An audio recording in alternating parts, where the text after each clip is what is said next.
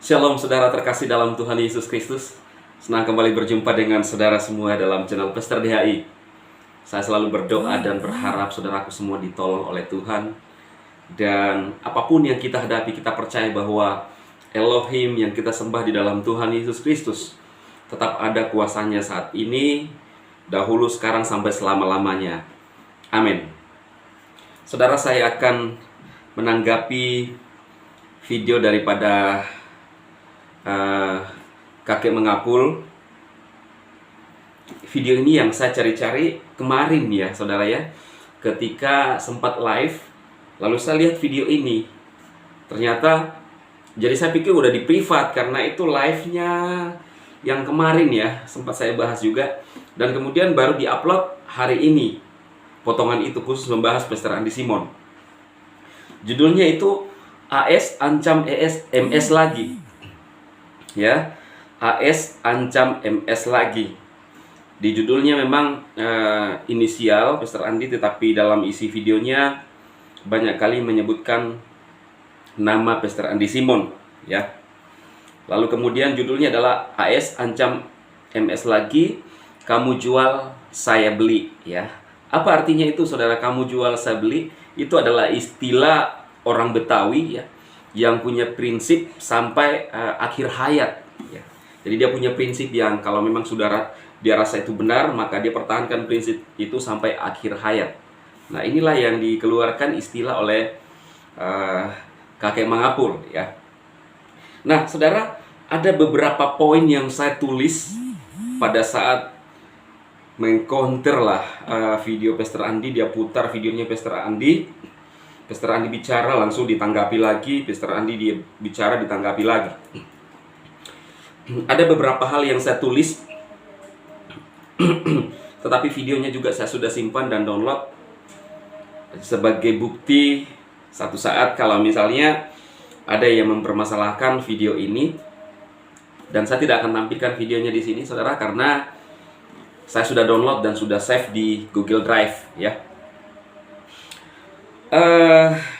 Dia tidak terima Pastor Andi Simon mengatakan secara masif terus menyerang ya. Dalam video itu Pastor Andi Simon memperingati dua inisial, yaitu MY dengan MS. Lalu di sana terkesan bahwa MS ini diancam ya, diancam. Apakah benar Pastor Andi Simon mengancam MS? Nah saudara, di dalam video itu tidak pernah Pastor Andi Simon mengeluarkan satu ancaman pun. Saya nggak tahu apakah mereka ini atau kakek ini bisa membedakan antara ancaman dengan nasihat, awasan. Yang ancaman itu adalah yang pernah dikeluarkan oleh MYM. Dia ngomong gini di dalam videonya ya. Nggak tahu kalau nantinya akan di privat atau di delete, tapi pernah ngomong gini, sebelum Anda melaporkan saya dan sebelum masuk penjara, Anda akan mati ya. Ini adalah ancaman. Nah ini indikasi, ini bisa diteliti, indikasi ancaman ya. Saya bilang indikasi ancaman saudara. Nah kalau di videonya Pastor Andi Simon ini tidak ada ancaman, hanya memberikan awasan. Tidak pernah Pastor Andi Simon mengeluarkan kamu bodoh. Tidak pernah Pastor Andi Simon mengatakan kamu sesat. Nah sekarang kalau posisinya dibalik, teman-teman, Anda harus melihat coba permasalahan seperti ini. Pastor Andi diserang dalam bentuk fitnahan. Misalnya mengatakan penipu, kamu bodoh, ajaranmu menyesatkan, menentang firman Tuhan ya. Sekarang posisinya kita balik nih. Kita coba balik. Kalau Pastor Andi Simon mengatakan itu kepada mereka, bagaimana respon mereka? Sedangkan mereka aja melontarkan kalimat itu ke Pastor Andi Simon, opini yang dibangun di YouTube. Lalu kemudian Pastor Andi Simon hanya ngomong, hati-hati ya, hati-hati. Apakah itu sebagai suatu ancaman? Ini kan peringatan. Jangan sampai ketika masuk SPDP Baru kemudian mulai nangis-nangis. Seperti yang dilakukan oleh Patrick Smith. Dulu sempat saya lihat loh videonya Patrick Smith. Begitu dengan songongnya, percaya dirinya, memaki-maki, penyesatlah kepada Pastor Andy Simon. Sudah dipanggil, dinasehati, bahkan ada tawar untuk mediasi dari pihak kepolisian. Tidak merespon, bahkan menantang. Akhirnya kita lihat sekarang banyak muncul yang pembela-pembela. Harusnya kalau mau bela Patrick Smith, sebelum mengeluarkan kalimat-kalimat itu, nasihati Patrick Smith. Jangan ketika orang merasa dirugikan karena memang ada jalannya dan ada alurnya ke sana untuk melaporkan itu, lalu menuntut orang yang melaporkan seolah-olah tidak punya kasih. Nah, ini yang harus kita lihat ya. Kita harus, apalagi ini yang punya ilmu yang tinggi, harusnya mengerti ini, saudara ya. Nah, kita lihat tanggapan-tanggapan daripada Pak Mangapul ya. Dia mengatakan tidak menyerang katanya, tetapi mengoreksi ajaranmu tidak benar. Ya, tidak benar. Ini tidak benarnya ini harus dibuktikan juga oleh kakek Mangapul di dalam menit ke-7 43 detik. Ya. Saya tulis semua, saudara. Kalau wajahmu dipasang ya bersama dengan BH, kalau memang bukan penipu ya tenang-tenang aja. Nah, bagaimana kalau mereka yang dibuat seperti itu? Pastor Andy Simon hanya merespon hati-hati, mereka kepanasan dan marah, memaki-maki Pastor Andy Simon. Inilah yang dikatakan benar-benar memaki-maki Pastor Andy Simon. Pastor Andy Simon tidak pernah menfitnah loh, hanya mengatakan hati-hati, ya kan? Saya nggak tahu ilmu mereka. Bagaimana ilmu mereka ini? Jangan sampai, kasihan sekali, ilmu mereka ini, gelar-gelar mereka ini membuat mereka semakin bodoh, saudara. Semakin dungu, ya. Jangan sampai loh ilmu mereka. Karena mereka katanya sampai tinggi pendidikannya S3, ya, di luar negeri, dan aduh, mau di luar angkasa. Kalau memang kelakuan begini, saudara akan kena juga hukum, ya. Kemudian di berikutnya dikatakan gini, memang ajaran teologiamu itu yang menyimpang. Dia mengatakan kepada Pastor Andy. Lalu dia mengatakan, oke, kalau kamu melaporkan dan kalau Roh Kudus menggerakkan kamu untuk mempolisikan, buktikan di pengadilan. Kami akan bawa orang-orang sakit. Nah, yang seperti ini bukan Roh Kudus yang akan menggerakkan. Jangan membawa-bawa firman. Tetapi hasil daripada fitnahan seseorang kalau memang terbukti, dan saya rasa mungkin tim dari Pastor Andy Simon kalau merasa dirugikan, mereka punya hak untuk melaporkan juga dong, membela Pastor Andy Simon. Seperti yang dilakukan oleh Mbah Muri sempat ngomong bahwa ketika ada yang mempermasalahkan waktu dia difitnah katanya Rudy Pan, maka dia akan melaporkan. Atau ketika Rudy Pan keluar dari mulut Rudy Pan bahwa laporkan, maka dia akan laporkan. Nah, sama halnya ketika ada tim-tim atau jemaat Pastor Andy yang merasa tidak senang, maka mereka pun akan melakukan hal yang sama karena ada fitnahan di sana. Bukan digerakkan Roh Kudus. Ingat, kita di bangsa ini jangan sampai kita kesandung ujaran kita. Jangan libatkan Roh Kudus. Ya, lalu mengatakan kalau Roh Kudus menyuruh kamu. Ini kan selalu membangun opini, membuat pernyataan-pernyataan yang tetap menyerang saja orang lain. Nah, kemudian di dalam menit ke-10 ayat 10 detik ke-10, memang kamu bodoh berteologi ya. Lalu MS dan MYM sudah berteologi dengan tinggi-tinggi. Jangan mulut Pastor Andy Simon katanya busuk, karena mereka ini sudah berteologi tinggi. Nah, saya selalu bertanya kepada mereka, sejak kapan kalian diangkat sebagai orang yang paling benar, yang mengetahui ajaran teologi yang paling benar di muka bumi ini? Sejak kapan? Tunjukkan. Ya, organisasi siapa yang mengangkat? Dari badan siapa yang mengangkat?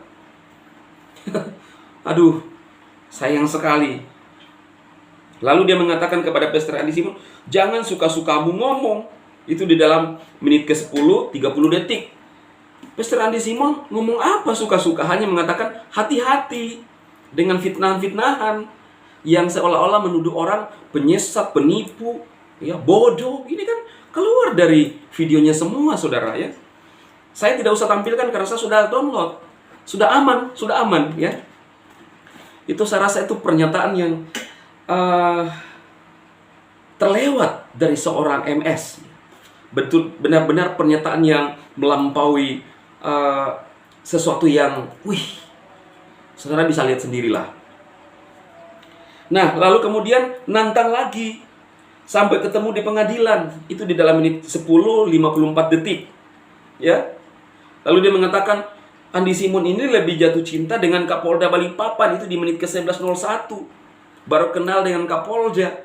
Lah, Pastor Andi Simon tidak pernah menggunakan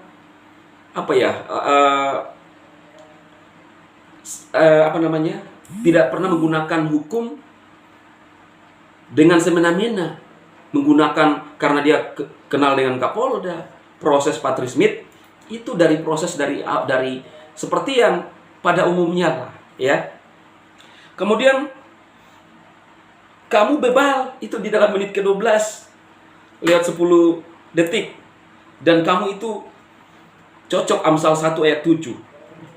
Kamu gak benar, itu kata mengapul, kakek mengapul, ya. Lalu di dalam menit 13:50 kembali saya ingatkan kamu jangan pernah menipu orang, ya. Katanya dia tidak menuduh, tetapi dia ingatkan. Seolah-olah bahwa Pastor Andi Simon ini pernah menipu orang. Nah, ini harus dibuktikan semua. Berbicara tentang menipu orang itu adalah kasus pidana yang harus dibuktikan seperti apa menipu orang.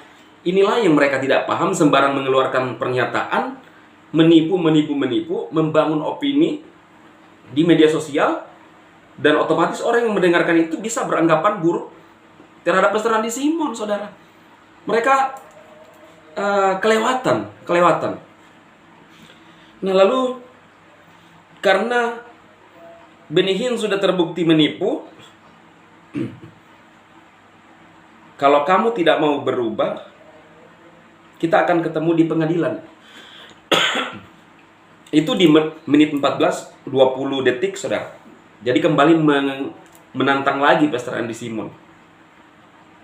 Dan terus lanjut. Dan kau pikir bebas mengajar merusak teologi di Indonesia? No way. Berarti Pastor Andi Simon ini merusak teologi di Indonesia. Teologi apa yang dirusak? Ya kan? Teologi nah ini kan mereka jelas bahwa susah untuk mengerti karena menganggap teologi Indonesia dirusak. Cuma teologi yang apa? Teologi yang mana? Karena Pastor Andi Simon menyampaikan kebenaran firman Tuhan, saudara.